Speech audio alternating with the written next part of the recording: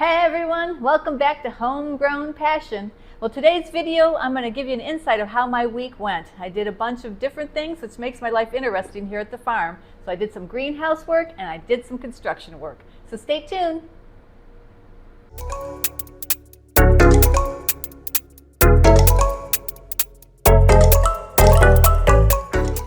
Well, it's the middle of October and my strawberry plants are still going strong. I've been harvesting almost every day, and even though we've had the cooler temperatures, for like example, last night it was down to 34 outside and it was about 38, 40 degrees in the high tunnel because we don't have any heat in here. But they're still growing really good and they're nice and sweet. But one of the problems I'm having this year is because we had some drought conditions and everything outside is so dry, is the yellow jackets are just terrible. I know there's got to be a nest around close by and I just can't find it. So I ended up putting some traps outside, you know, those commercial traps you buy and you put the apple cider vinegar in them with water and they go in and they can't get out. Those traps, I've been emptying them out every other day and there's like 2 or 3 inches of dead yellow jackets in there. It's so gross.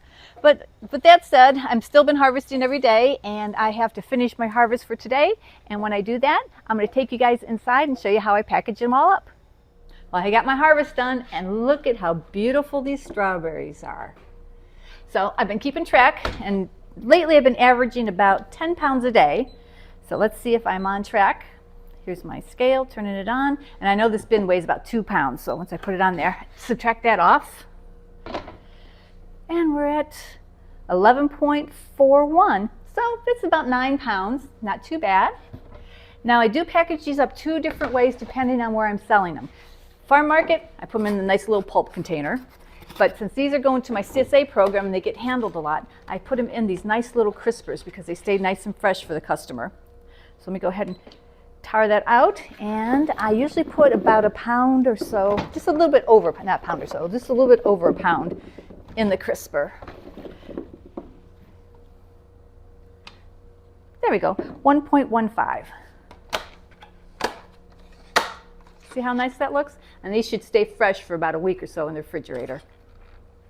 So the goal I have is to keep my strawberry plants going through probably the middle of November to December. Hopefully the weather cooperates and we don't get a big hard freeze. Last year I was able to keep them going through December. And hopefully I still get 10 pounds a day. But the stupid yellow jackets, they've probably been eating 2 or 3 pounds a day. So who knows if I'll make my goal of 1,000 pounds of strawberries for the whole season. But in the meantime, I'm going to keep on harvesting. Well, October is my favorite month out of the year because I just love the weather. You can tell it's nice and warm. We have Indian summer, but it's also a sad month because we do get the heavy frost and freezes at night. And look at my poor King Coleus.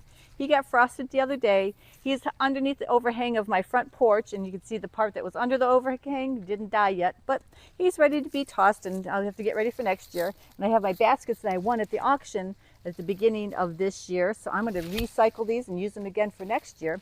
And then behind me, all my marigolds, you can tell they got frosted too, but I'm going to leave them in the ground for a little bit longer because I do want them to dry out, because every year I harvest the seeds and I always have pretty good luck of germinating them because they have a ton of seeds in them.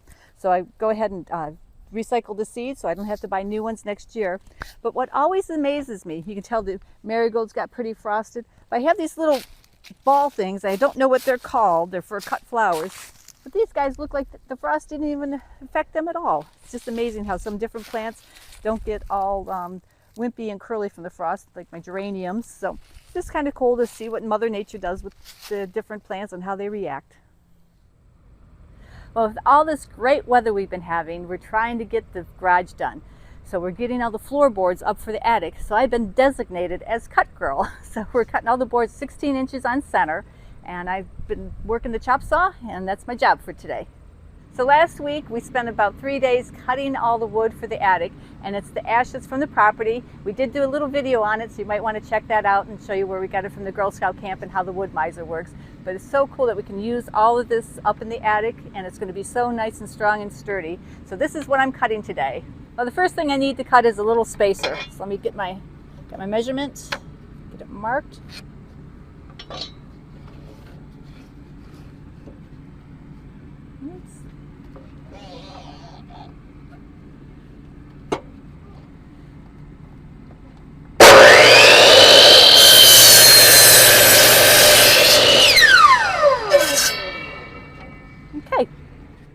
Boy, it's so nice having this scissor lift. It is so much safer than going up and down the ladder. We had a construction company about 10 years ago that we had for 20 some years, and we kept some of the equipment when we sold it. And one of the things we kept was the scissor lift and the skidster. And those two pieces of equipment come in handy. So what we did after I cut all the floorboards into the right dimensions, we took the skidster, lifted them up, and then I was just able to slide them off the skidster forks onto the joist so I can get them all ready to go, and so we can pound them down and make a nice floor. So yesterday we were able to pull the lift right into the second bay of the garage because it's 10 feet tall, because we had to do the floor joists, and it was just so much easier. We had the wood up there and we were just able to put each one into the hangers and just kept going down the whole line and got it done in no time without going up and down any ladders. So I'll keep doing video updates of the progress we're making on our garage. Well, here's the section of the channels I cleaned yesterday, and now I'm getting all planted with the dandelion greens. Planting is my favorite thing to do in the greenhouse. It's just so rewarding to put a plant in and watch it grow. And it's so easy to plant with the NFT channels. You know, you just pull them across the aisle, and the oasis cubes break apart so easy. And you look at those beautiful roots. So I'm getting them in at the perfect time. And with the oasis cubes, they just plop right in. It's just so cool. So it doesn't take very long to do a couple sections. I think it took me maybe 15 minutes to do what's behind me. So like I said, I just have the 4 more to plant, and then I am done for the evening.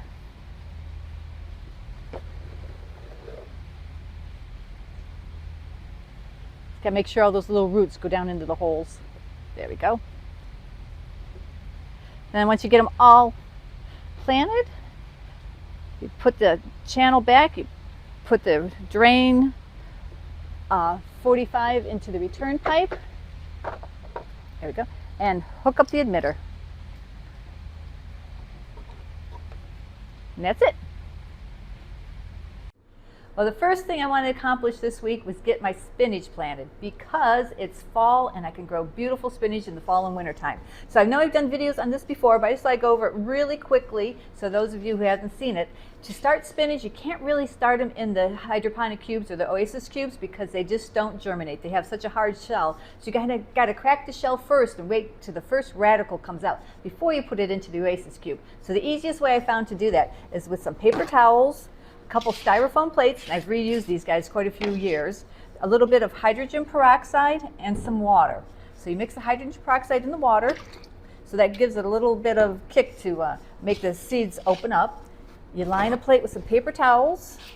You get the towels a little bit wet, just give that a little stir. Not too wet, but enough to saturate the towels.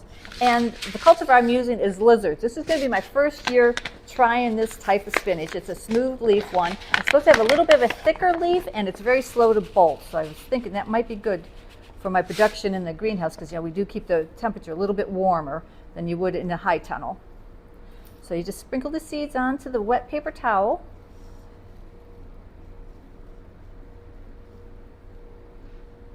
Yeah, it should be enough to start. And I cover them up with another towel. Get it saturated again. The main thing you want to remember is you want to pull the sides up, because you don't want the towel dripping over the sides, because if it's over the side, all the water leaks off and then they dry out and then they won't germinate. Let's see, a little bit more. And then I'm going to cover them up with the other paper plate. And I'm going to keep checking on it every 12 hours, because depending on how warm it is, it takes anywhere from 24 to 48 hours for the first radical to come out. And then once it does, take a pair of tweezers and plop it into the oasis cube.